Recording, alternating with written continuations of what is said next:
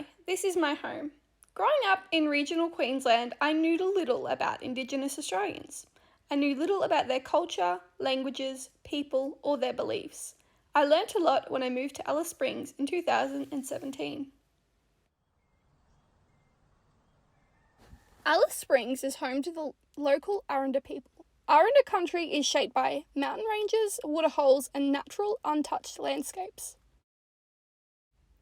With a population of 30,000, Alice Springs is a deeply spiritual place. Culture and language is held to great importance to the Arrernte people, who still participate in men's business, women's business, art and culture, and many still fluently speak in their traditional languages. I wanted to see how visible and valued the culture, viewpoints and country are in the local community. The first evidence I saw was the local shopping centre called Yuparinyi.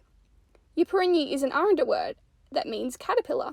This represents the Dreamtime story of the East and West MacDonald Ranges which surround Alice Springs.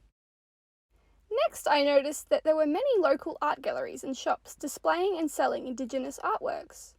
The next evidence I noticed was posters displayed throughout town, advertising the local Pajima Festival of Light.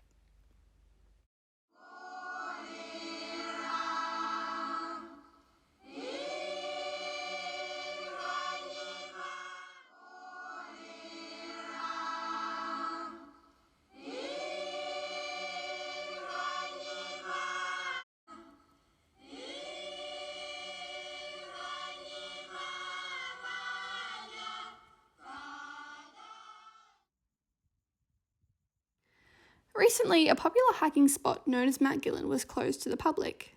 This area is a sacred site.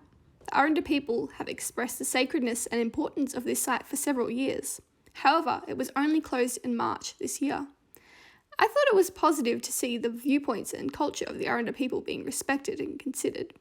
However, there is still some issues.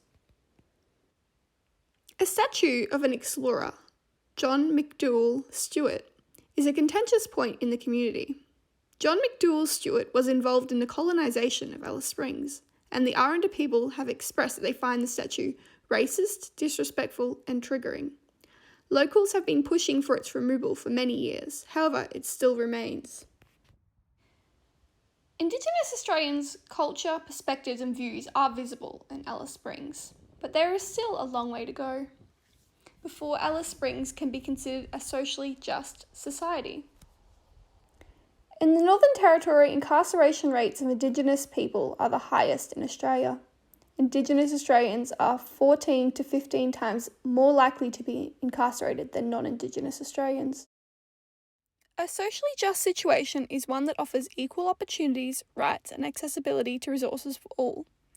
Unfortunately, much like many other towns across Australia, Alice Springs has not successfully reached this point yet and still has a long way to go before they achieve this.